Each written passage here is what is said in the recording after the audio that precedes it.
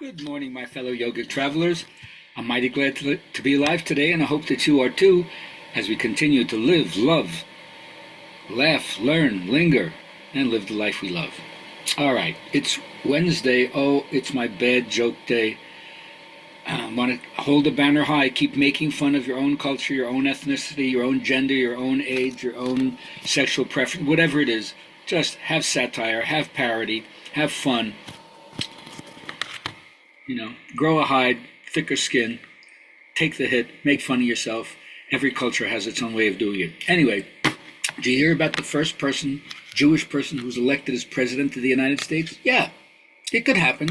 Anyway, he calls his mom, says, "Mom, you have to come to the inauguration. This is unbelievable." She says, "Well, how am I going to get there? Air Force One is going to fly you there. Don't worry about it."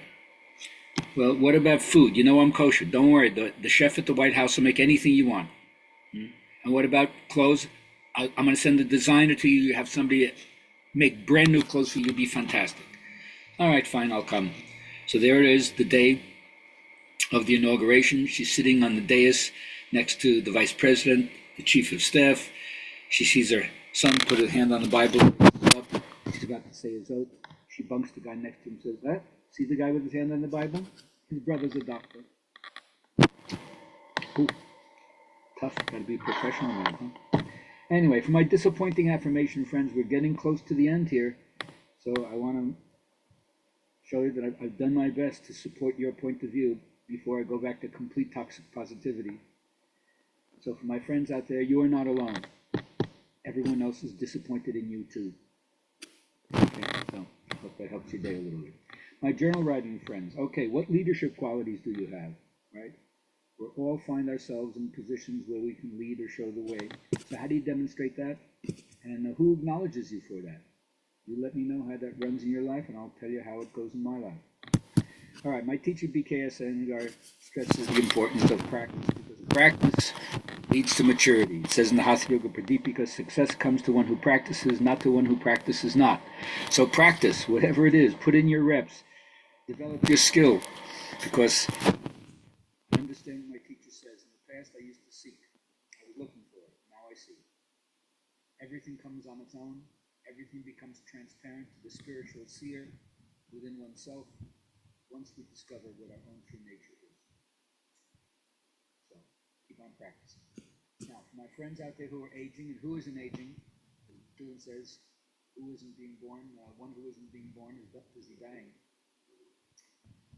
Face the fact of aging. It's a heroic act. It's a courageous act. But what I've learned is, regardless of any weakness I may feel, I'm no less valuable. I'm no less admirable as a person. I know nothing lasts forever. Once I accept this kind of connection with my inner self, once it's established, it never leaves you.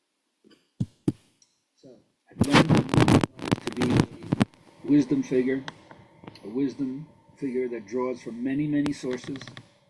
They all converge into my being so that I attempt in some way to be a spiritual elder for my community, a tribal elder. I try to see aspects of my aging process as a natural monastery. I pull back. I'm not so externalized. I stay more silent.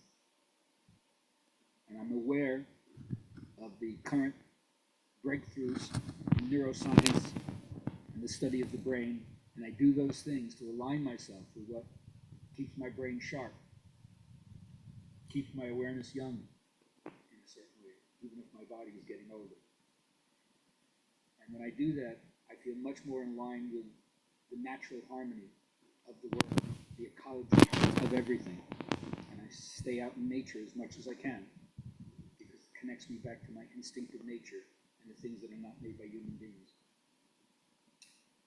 And when I do that, it's capable of bringing the virtues, the blessings, something I can grant as a gift to every person I meet. I try to see them, I try to appreciate them. And how do I do that? In a strange way, in my meditation, I try to dissolve myself completely. The Indians would call it the undifferentiated subtle essence of things, which is both transcendent and immanent. And take a little dip in that. When you come back, your life has changed. And one way that it changes, you get over acedia, Acedia. For those of you who remember, it's one of the 7 deadly sins: sloth, laziness, couch potato-itis. Lack the energy, lack the oomph to go out and do anything, to sally forth.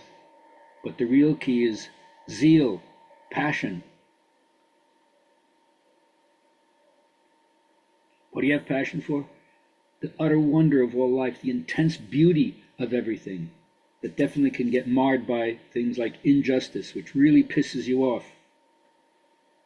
How do you say no to those things which would destroy that which you honor, that which you cherish? Because anytime what you love is threatened, moral outrage happens, doesn't it? Yeah. So you want to protect it, don't you? Yeah. So what's one way to protect it? Well, be aware, first of all, that you are the master of the flow of your own awareness.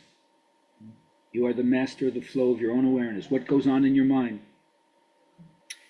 Yeah, well, take that on faith, because one day, sooner or later, you're going to experience that in reality. And when you do, you're going to realize what the importance of the power of positive thinking is.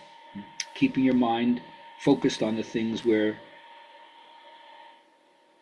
you recognize and speak about what you value, what's of significance to you.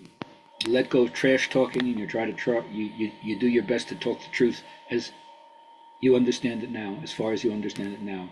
And hopefully you continue to refine it. There's no end to the zenith of refinement of how you can put it out there. So, as my affirmation teacher would say, reach for the best thought you can find.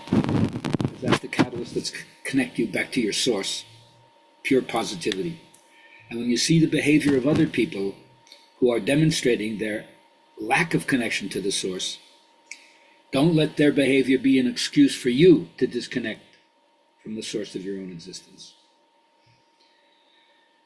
And you want to stay on the narrow track and not get pulled off? Find an art form and immerse yourself in that. Learn more about it than anybody else you know. And then you'll find that the infinite intelligence that you have inside you will reveal its form to you. So picture that in your mind, being connected to that depth self, and release that with joy into the world, and watch how it returns to you 1,000-fold.